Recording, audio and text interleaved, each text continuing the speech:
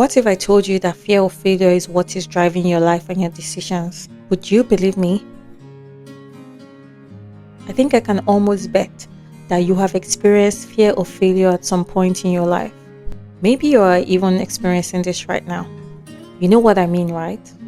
The constant need to always want to succeed at everything you do, the lack of tolerance for any form of failure whatsoever, and the constant pressure you put on yourself to always do more and more without taking a break because of the fear of failure. I think you understand what I mean.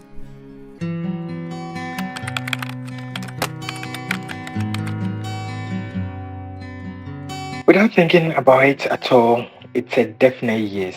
I do experience fear of failure, whether it's because I'm taking on a new project, whether it's because I'm on a very big project, whether it's work related, whether it's personal projects I'm undertaking, whether it's about leading my family, whether it's leading small groups through either my social circles or through my religious circles.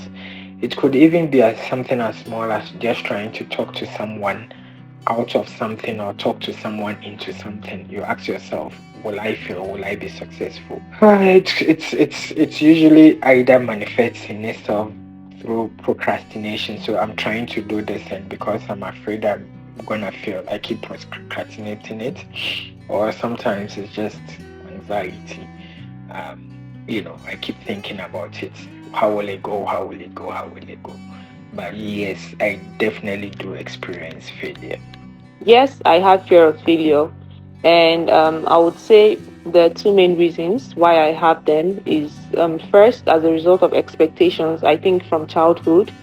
When you have these expectations to have good grades and all. So it kind of breeds this fear, which you keep carrying on even up to adulthood. Then, secondly, which is also linked to the first one, is I would say naturally, I'm someone who hates to disappoint. So with people having expectations, I would hate to disappoint them. So that even emphasizes the fear of failure. And yeah, I think now as an adult, I still have fear of failure, even though people don't have expectations of me.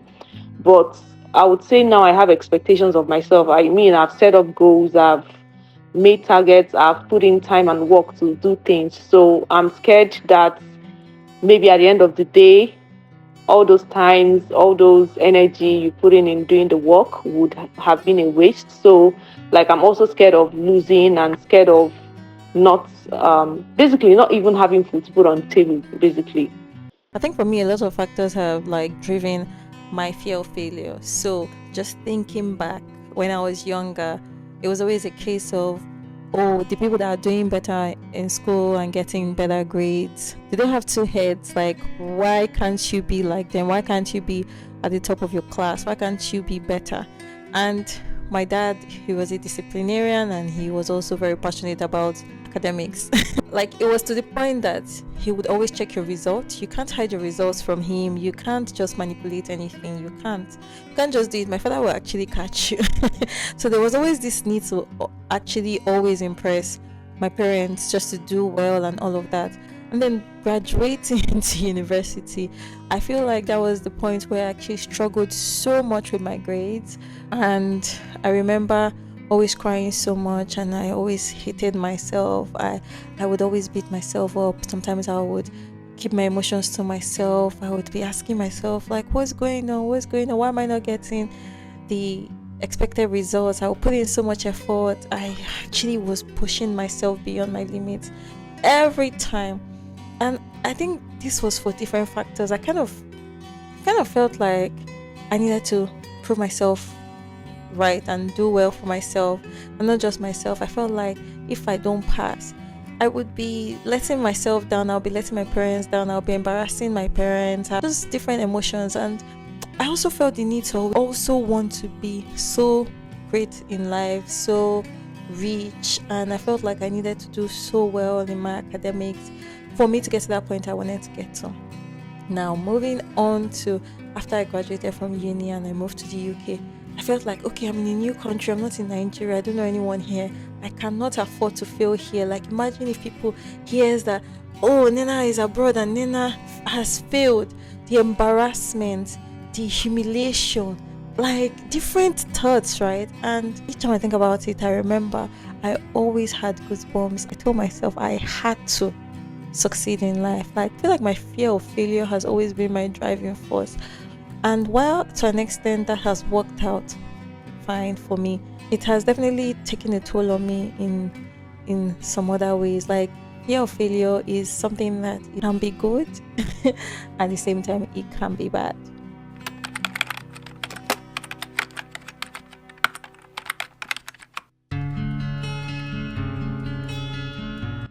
Dealing with fear of failure is something that everyone has to go through. And I feel like failure is something that everyone feels, except if you just don't care, which I know that you do care. But I think sharing our experiences about how we've dealt with fear of failure can help to encourage someone who is struggling with it right now.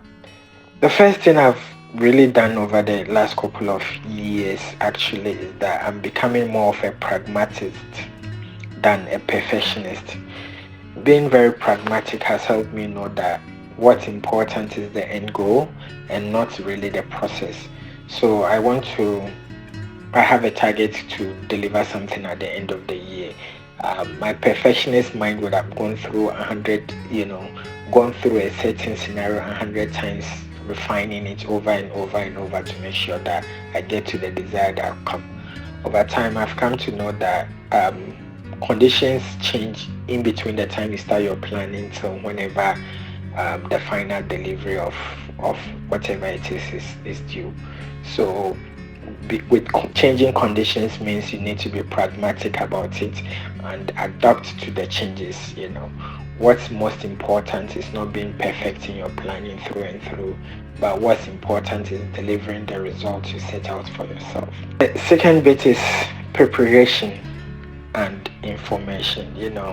Sometimes the fear comes from the fact that you probably don't have the full picture in front of you, or you don't have the full information.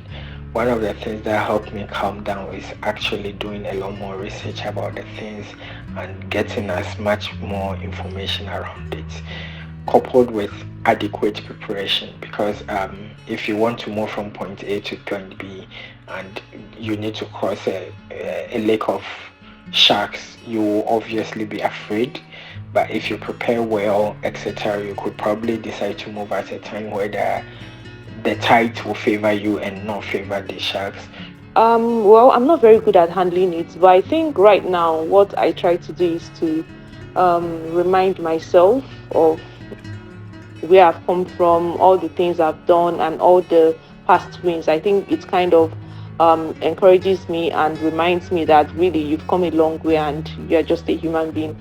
Then, secondly, is to surround myself with people who understand my journey and my drive. So, once in a while, if I feel down or I feel like I'm not achieving as much as I should, I try to talk to people around me and they once more encourage me.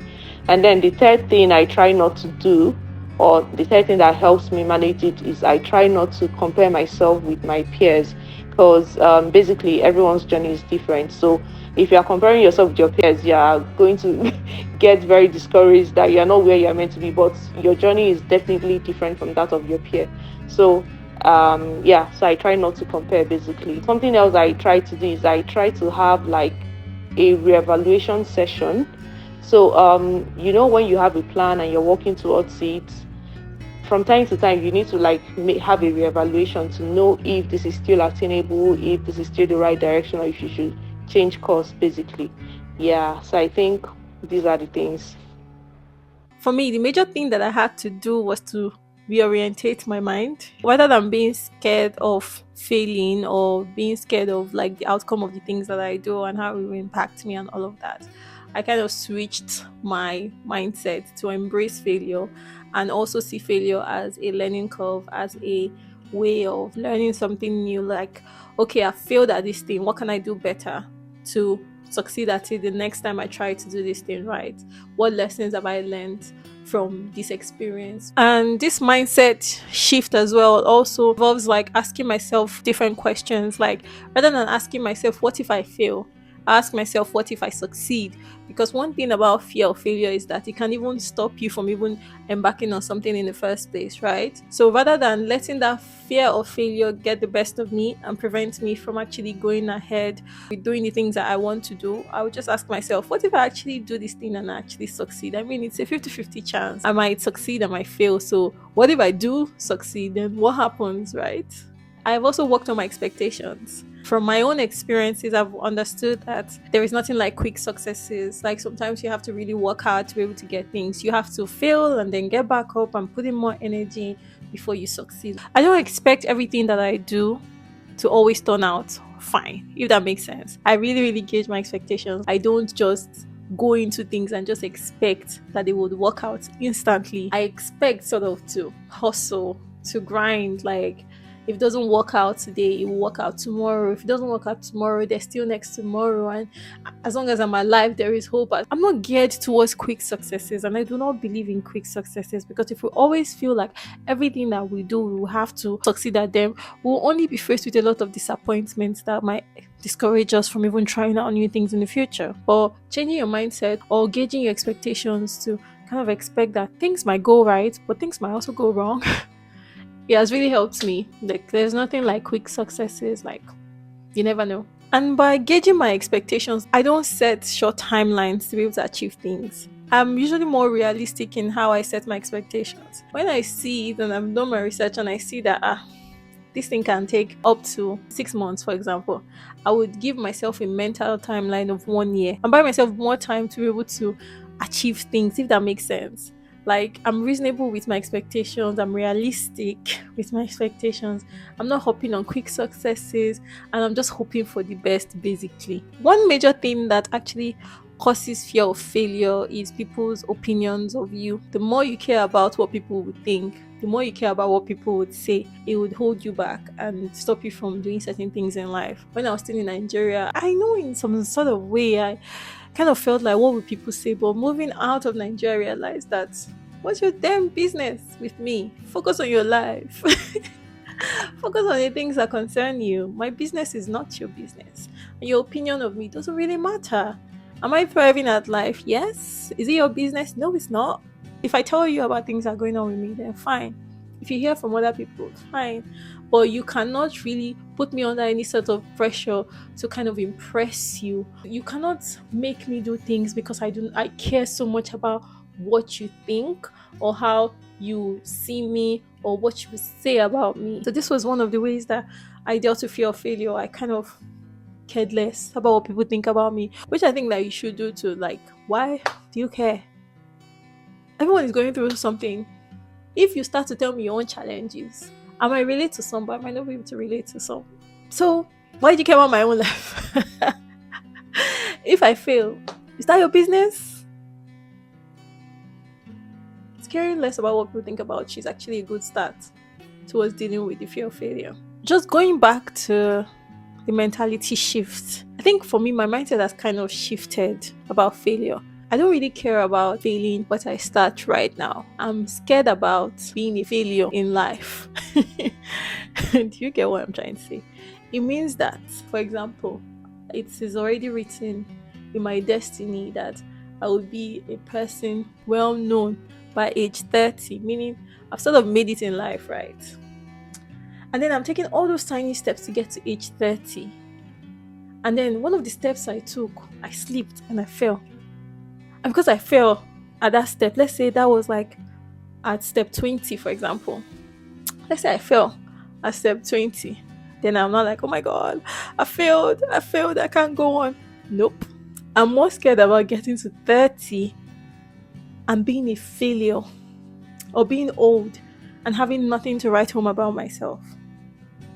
So what does that mean? That means that if I take a step and I slip or I fail, I have to pick myself right back up and keep on going. There's no room for excuses. I just have to keep going no matter what. Like, it is not about the failure now for me. It's about being a failure as a person, which I don't want to be. And this means that I will not pay attention to trivial failures, like little failures that can be corrected. You know, there's a point you get to in life that There are things that you can't correct anymore.